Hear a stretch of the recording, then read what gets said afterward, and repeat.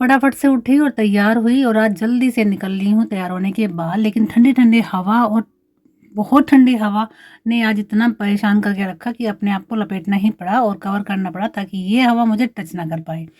और लंबे सफ़र को तय करते हुए हम पहुँच गए। कहाँ? अभी बताती हूँ। बहुत ज़्यादा जाम लगा हुआ है इस ट्रैक की वजह से, सब कुछ रोक के रख दिया है। भाई हमारी साइड क्लियर हुई और हम क्लियर होते ही निकल लिए यहाँ से। दूसरी साइड देखो बहुत लंबा जाम था और मैं पहुँच गई शामली। ये मेरा मायका है और मैं आज गई थी अपने पापा को देखने के लिए, जिनकी तबीयत कुछ दिन से ख़राब चल रही थी, ठीक नहीं थे। तो ये लीजिए मैं पहुँच गई हूँ अपने मायके। ये है मेरे पापा, मेरे पापा। और इनसे मिली और इनसे मिलने के बाद तसल्ली हो गई कि हाँ कुछ ठीक है शायद। लेकिन हाँ काफ़ी तबीयत ख़राब थी, आज कुछ ठीक है। मकान पर पहुंची तो बिल्कुल खाली था, कोई नहीं था ऊपर, क्योंकि ऊपर रहते हैं सभी और नीचे हमारी शॉप है। और पहुंचने के बाद देखा भाई एक जीना और पार करना पड़ेगा। मम्मी बैठी थी और छोटी वाली बहन, तो हम सब वहीं पर मिले।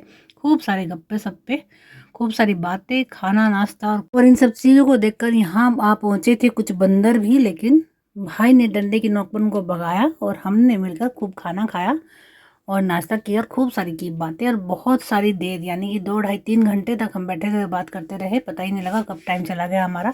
और इसी बीच हमारा निकलने का भी टाइम हो चुका था, क्योंकि शाम होने लगी थी और ठंड बढ़ने लगी थी। तो चलिए हम भी निकलते हैं अब, फटाफट टाइम हो चला है। मैं मम्मी से भी मिली, पापा से मिली और सबसे मिलने के बाद यहाँ से निकल चलते हैं। चलिए बोलते हैं टाटा बाय बाय और विदाई लेते हैं और आशीर्वाद लेते हैं बहुत सारा। और चलिए हम अपने शहर को चलते हैं। अरे इसको तो दिखाने में भूल ही गई, ये है हमारा जादू और ये है जादू के पापा यानी कि मेरे भाई। ये हंसते बोलते यहाँ से भी चलते हैं क्योंकि पहुँचना है जल्दी से टाइम से घर।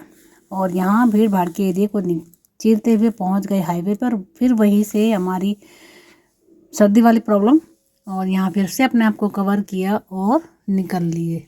मायके की सड़कें हों, गलियाँ हों या कुछ भी हो, इतना अच्छा लगता है, जाना पहचाना सब कुछ। लेकिन जैसी हमारे यहाँ की रोड थी, दोनों तरफ पेड़ थे, खूब सारी हरियाली थी, अब वो कुछ कम हो गई है। वो मुझे खलता है कभी कभी, लेकिन चलिए भाई जैसी भी फैसिलिटी मिलती है बहुत बढ़िया है। पहुँच गए हम भी अपने घर और यहाँ सबको दबे पाँव देखने के चक्कर में मैं अंदर पहुँची।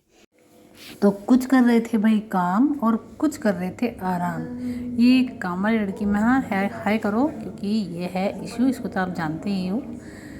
और इसके बाद इसको भी आप जानते हो, फ़ोन चला रहा है, ठीक है। और ये कर रही है आराम। उठ जाओ बहुत टाइम हो चुका है।